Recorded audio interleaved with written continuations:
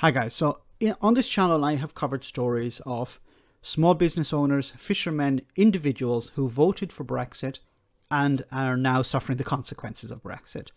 Now they listened to liars and charlatans like John Redwood, who told them, don't worry, everything will be fine. I know trade, I understand business, you have nothing to worry about. And obviously now we're seeing the results of that. But unfortunately, John Redwood hasn't gone away. He hasn't hidden himself away because he has been proven wrong. He continues to promote the idea of Brexit. Now, before we get to John Redwood today, I want to show you this clip from 2015 where John Redwood is dismissing any concerns regarding trade. Let's hear what he had to say. Now, quite often when we have these debates, it's brought down to a simple issue of trade. I'd like to reassure anyone listening or watching this debate that our trade is not at risk, whether we stay in or we leave. And there's no need to accept my word for that. I'm sure many people here won't accept my word for that. Accept the word of the German finance minister, who's very clearly stated that he would like Britain to stay in, but if we leave, that of course Germany will want to trade with us on the same terms as she currently does. And why wouldn't Germany? Because she sells us twice as much as we sell Germany. And I say to my right honourable friend who wouldn't take an intervention, there is no way that Germany is going to want to pay a 10% tariff on exporting Mercedes and BMWs into the United Kingdom. And because Germany won't want to pay a 10% tariff, nor will our motor manufacturers have to pay a 10% tariff. So, okay, first of all, John Redwood doesn't understand tariffs. The exporter doesn't pay the tariff. That should be enough of a reason to stop listening to John Redwood. He doesn't understand Brexit, he doesn't understand trade, and he doesn't understand tariffs. The exporter doesn't pay the tariff. The importer pays the tariff. That should be enough of a reason for this guy to go away, stay in his home, lock the door, and never return, never show his face in public again. But he's still a member of parliament. Anyway, let's get to the issue of trade. He says, back in 2015, don't worry, trade will not be affected. Who would want to put up tariffs? Who would want to put up barriers? Exports to the EU fell 40.7% year-on-year in January, at a total cost of £5.6 billion. Imports from the bloc were also down by just under 29%, a £6.6 billion drop. The Prime Minister, on a visit to Northern Ireland today, claims a combination of unique factors in January, like stockpiling and the coronavirus, compounded the challenge of transitioning. But even for businesses like this industrial manufacturer used to trading across the world, January's change of relationship with the EU has been devastating. If I knew the government were going to put no plans in place for Brexit, I would not have supported it. We are running at about 40% of the previous year's turnover on the export market. This is not because of a decline in demand. This is because we are just incapable of supplying it. We cannot physically get the product to the market. The office. So Victor here was convinced to vote for Brexit. Now he regrets it, and his business is suffering. Just to give you a bit of information, this is his business. He produces farming equipment and sells it around the world.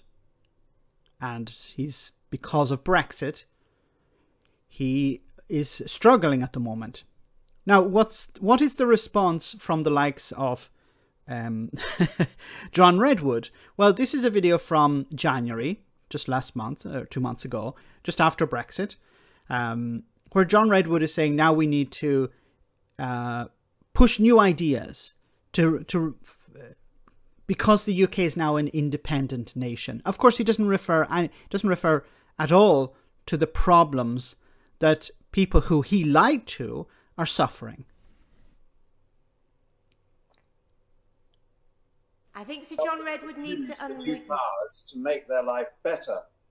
So will the government urgently make time available for the VAT cuts, the new enterprise zones, the free ports, the policies to increase our fishing fleet, policies to boost our domestic food production, and so many other good ideas which ministers should be queuing up to put through our House now we are an independent country? All the good ideas. Wouldn't you think that somebody who doesn't understand tariffs, who doesn't understand trade, who doesn't understand Brexit, and was proven wrong, would go away and hide his face. A small business owner who's now struggling and probably may have to lay off staff because he was lied to. Now, I don't know the reasons why Victor voted for Brexit. I find it weird how somebody who is a manufacturer and sells goods around the world, like if he was only selling goods within the UK market, then in a way you could say, well, Brexit isn't going to have much of an impact on him. You know, he still has to import raw materials, so there would be an impact.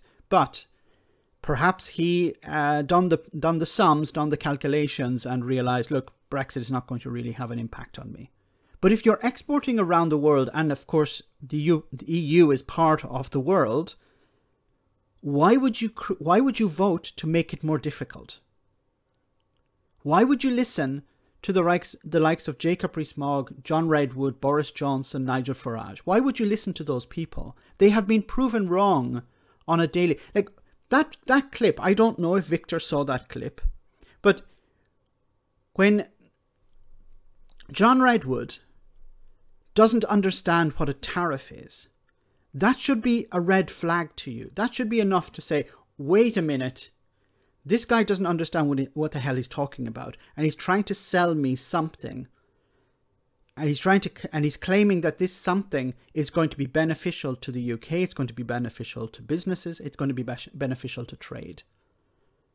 If this guy doesn't understand what a tariff is, then I should say I should take a step back. Maybe I should listen to people who do understand what tariffs are, people who do understand what trade is, or how trade works. Maybe I should listen to those people and not listen to people who obviously have no idea what the hell they're talking about. I have sympathy for this man's staff. Not so much for Victor. Because Victor built up his business, yes, and he probably has some money in the bank. If the business goes down, if it collapses, he probably can live off his savings. Unfortunately, his staff probably can't do that. Maybe some of them are minimum wage. Maybe some of them are having their hours cut because of the drop in sales, because of Brexit. Those people I'm more concerned about.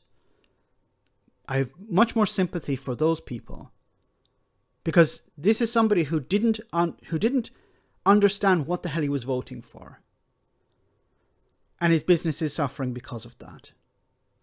I do have sympathy, yes. People were lied to, people were conned, but you were conned by proven liars and proven cheats and proven swindlers and charlatans. I still struggle to understand how anyone can trust Boris Johnson, and unfortunately, even to this day, people still trust Boris Johnson. He has lied on a continuous basis, lied about Brexit, lied about pretty much everything, and the public still trust him. Let me know in the comment section, guys, what you think. As always, your comments are greatly appreciated. Thanks a lot. I want to say a big thank you to all of my patrons.